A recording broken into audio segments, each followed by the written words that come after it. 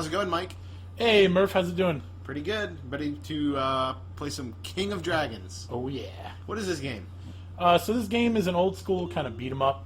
The idea here is you got to beat all the enemies, hack and slash your way through. Oh, so it's a hack and a slasher, not a beat 'em up.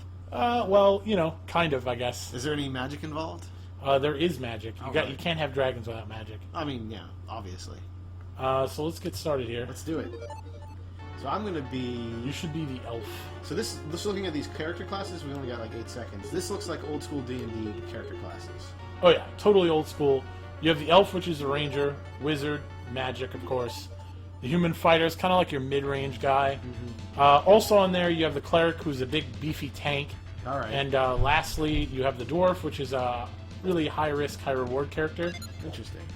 So the major mechanic of this game is your character can level, and as you level, you get more health. All right. Oh. And anybody with a shield, if you hit back before you get attacked, you can actually block attacks. See, I seem to have like much more range than you. Oh yeah. Well, you also don't hit as hard, and if you notice in the bottom, you actually have a smaller HP bar than you. Oh, that's not good. I've got 8 less hit points than you. I'm gonna beach ball this magic around. Yeah. So that's if you how shoot, magic works. yeah, if you shoot that, Like that. yes, it explodes and magic happens. Essentially, anybody with a shield is gonna suck with magic, All right. and the other characters don't. All right. Because elves and magic. I like how my arrows are clearly magical because they just kind of disappear at some point. Well, Yeah. I'm gonna eat that. Oh, We what's got going on big here? bosses here. This is another thing that's really cool about this game Ow, ow. is the bosses are quite fantastic in size. Yeah, like this. What is this? An orc? You think? Maybe a troll? No, not a troll. Yeah, I don't think it'd be a troll. I feel like this. Ow. Yeah, this. So, you and I have both played D&D 3.5 a lot, right? Oh yeah. This guy seems like a chain weapon fighter. He's an orc king. He is. Wow, level 1 took out an orc king. All right. Well, it's regicide then. And here is the last bit of coolness about this game. Ah. We actually get bigger weapons and shields and stuff every time we Nice. complete a level. Treasure in an old castle. Sounds like an old D&D module. Right?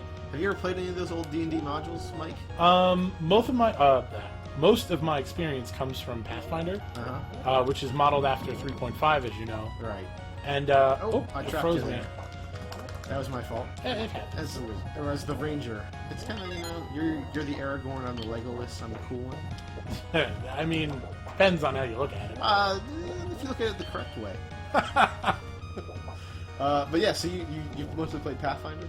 Yeah, Pathfinder is kind of like, I guess, my bread and butter. Uh oh, what do we got here? Oh, a Minotaur. Taken away from like D&D's roots of kind of just borrowing from any myth kind of that they want to. Oh no, that hurt. Ooh. That was 30 hit points. And that is the downside to a character like the Archer or the Wizard. They actually take more damage per hit. Jesus. There you go, you got caught. Wow. So probably I've actually got a chance to play probably the most infamous of the old D&D modules. The what was it? Oh God, why am I blank on it, and then I get hit by a Minotaur. Oh, this is like a mid-boss transformation. Awesome. Yeah, this game definitely, I mean, as far as old school beat 'em ups go, pulls out the stops. God, what is that? It's the old Gygax module that's just designed to kill people. Not the Temple of Elemental Evil, but oh, why can't I think of this? No, he's gonna kill us. This is terrible. I think we got this. Yeah. Oh, you disappeared. You no. killed him. Elf killed him. Elf. But you're also gone. I think if you get the final blow, you get a ton of bonuses. Nice. There's like a lich in a kind of this underground cave, and there's like just a death traps all like the adventure starts, and there's like a skull, and it's kind of covered in like moss, and it's kind of like a skull-shaped cave. There's no real way to tell, but if you go into like the wrong like entrance because it's like made with your teeth, if you can think about that. Okay. Like, one way just instantly kills the party. Oh. Another way just shuts down like the other entrances. Like the module stops because it causes a cave in, and you just can't get in anymore. Oh.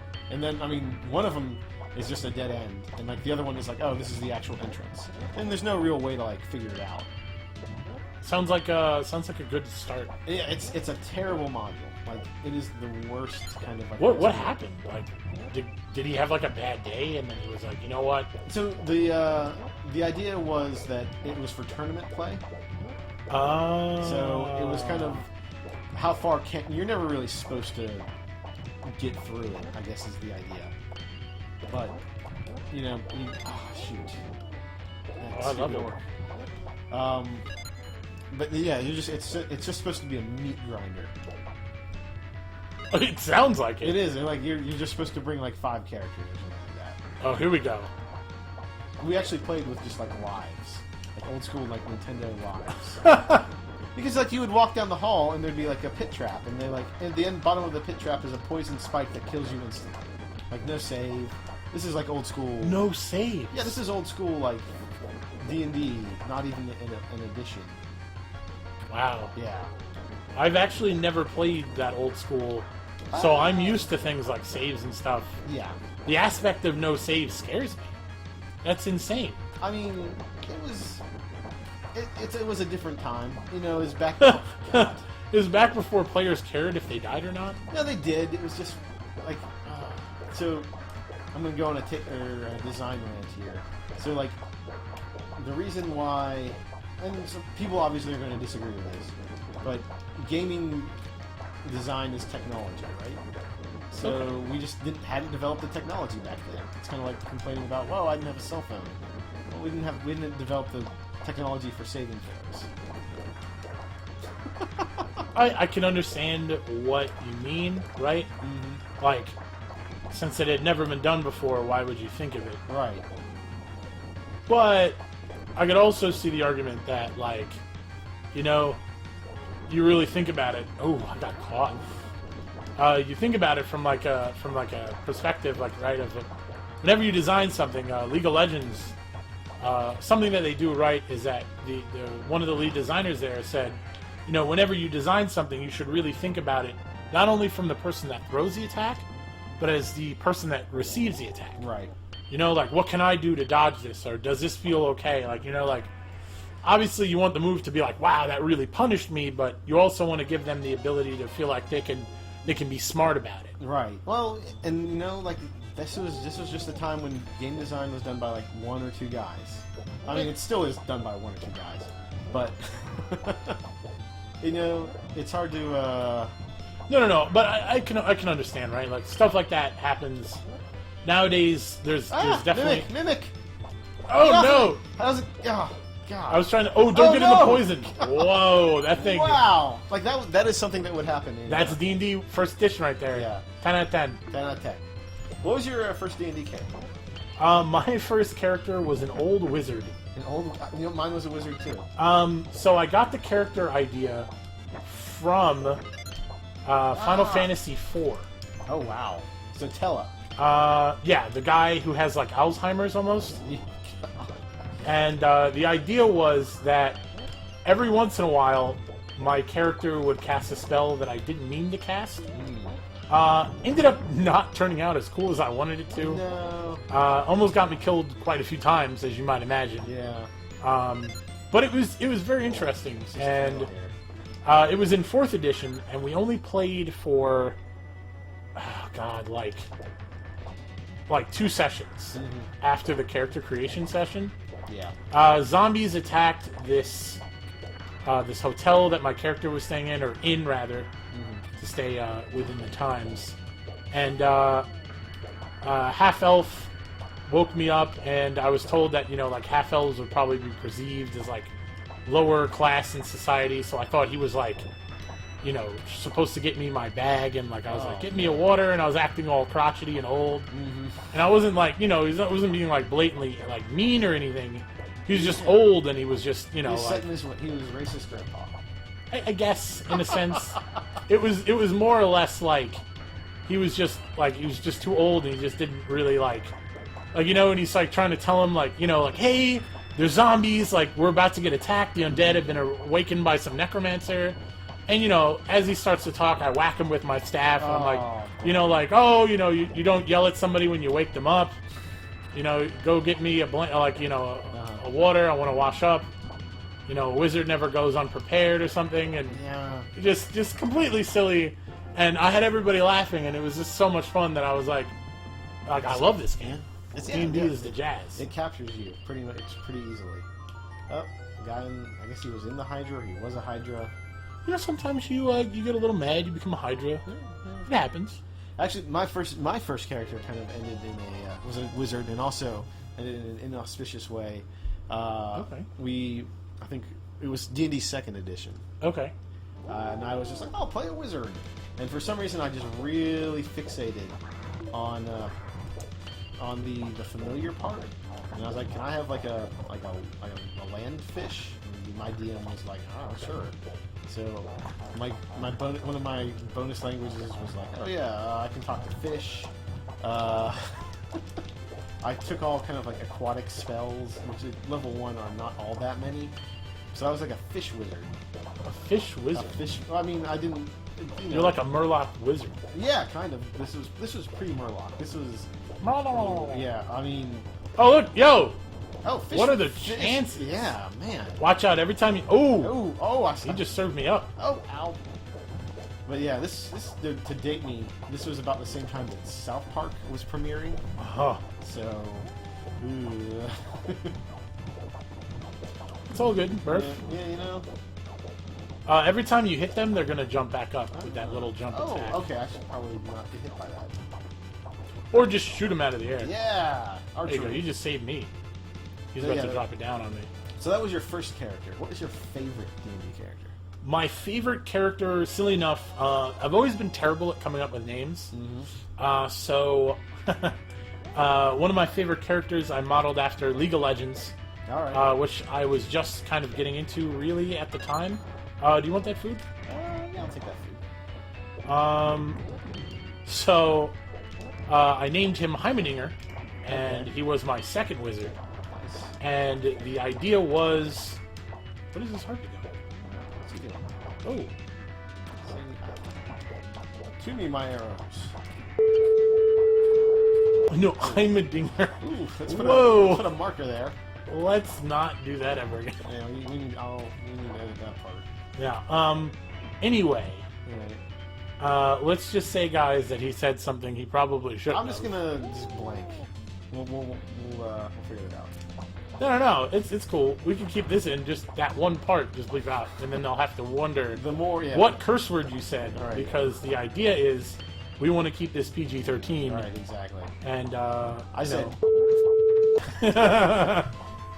But yeah. Anyway, Heimendinger.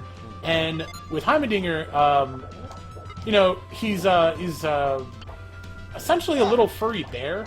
Okay. And I was like, okay, well, my character's small. I'll be a gnome, but can I have a like a skin disease essentially that makes me furry? Okay. And the DM was like, is it gonna do anything? And I'm like, no, it won't have any effect. I'll just be fuzzy. And he said, I guess, whatever. Mm-hmm. So he was cool with it. Sorry. And you're stealing my food. Oh, that guy's back. Ow. So you were a fuzzy gnome? I was a fuzzy gnome, and I was young. Okay. So young for a gnome. For a gnome, which is, I don't know. It's fairly young. I think they progress at the same rough age as we do. Okay. But gnomes are known to play pranks, so I'm a kid gnome, so I got to play more pranks. Gotcha. So one of my favorite memories is we're at this part where we're stayed at this like haunted mansion, and we're supposed to have had these like terrible dreams, and I was the only one, or the only two magic casters didn't have the scary dreams, right? So, metagamingly, I shouldn't have responded this way, but I thought, this would be really funny. So everybody's waking up, like, oh, what's happening? They're like, oh.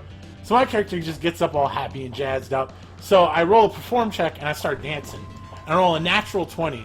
So I'm dancing. I'm just jazzing it up, like, dancing around people, and everybody's like, oh, God, this is so annoying. And then the other sorcerer sees me, and he goes, or the other caster who's a sorcerer is like, oh, I should join them, or join him in the dance because he also didn't have the nightmare. So he starts dancing. He rolls a natural 1, so he like flops on his face, trying to dance with me, and it just for some reason I always thought that was like the funniest thing that had happened. Interesting. It's a weird. It's very weird. That's weird. My, I think, favorite character is not even a D&D character, because I'm cheating a little. Oh. It was a Shadowrun. Are you familiar with Shadowrun at all? Yes. So You have 1 HP. I know, I'm that good. So Shadowrun, for those of you who don't know, is kind of like this cyberpunk fantasy. Like, there's still, like, elves and orcs and trolls and that sort of thing. So I was an elf shaman. But I was in a heavy metal magic punk band. So like the idea was like I played guitar and I used that to cast spells, but I also, whenever I went on tour, like at the local dive bars, we would use like magic. Oh, yeah. We would use magic during the show to like hype up the crowd. Okay. So over the course of my, it's actually kind of cool when you think about it. Yeah. Shoot that. And over the course of our adventures, I eventually found Jimi Hendrix's guitar. Apparently, Jimi Hendrix was actually like a wizard, but he didn't know it. And, at least in our crazy world. And skeletons stabbed him in the back. You could arguably say that he was actually a wizard. Right. Exactly. Well, have you heard Yeah. Insane. Exactly. So I had Jimi Hendrix's guitar, and I was using that as a magical focus. And I mean, I had to work really hard for that. Like I had to do. This took, it was a heist that took like weeks, but it was worth it. The problem is, in the end, all these characters kind of end up just dying in a swamp. So, an anticlimactic end. Yeah. And, that's kind of Shadowrun. What is risk without reward? I mean, this was after like a year though. Like this is. What is risk without reward? It's just risk. I guess. Oh, it's a terrible idea. Let's swap that, reverse it. What is it? Well, it's a bad idea at that point. Oh no! Wow, he just ate your head. I know. Wow. This might be your last life. Yes, So. I think I might need to just be like an elf and hold back a bit. I mean, you do have a bow. I do have a bow. You don't have a bow gun. I feel like you are doing much better than I am. Because you haven't even used your continue yet. Ow, crap. Do we have a continue? Yeah. Oh yeah. We share continues though, so if you waste it, it's okay. You're just wasting mine. Alright, I'll waste your continue. It's all good. I didn't need it anyway. Yeah. See, that was the best part of the old Nintendo games. Stealing each other's lives, like in Double Dragon. No, it's cool. I like this. Have you really already used your continue? I really have. Man. I'm nowhere near as good at this game as you are. I'm getting wrecked. I do have a shield though. Yeah. Maybe I should be the archer.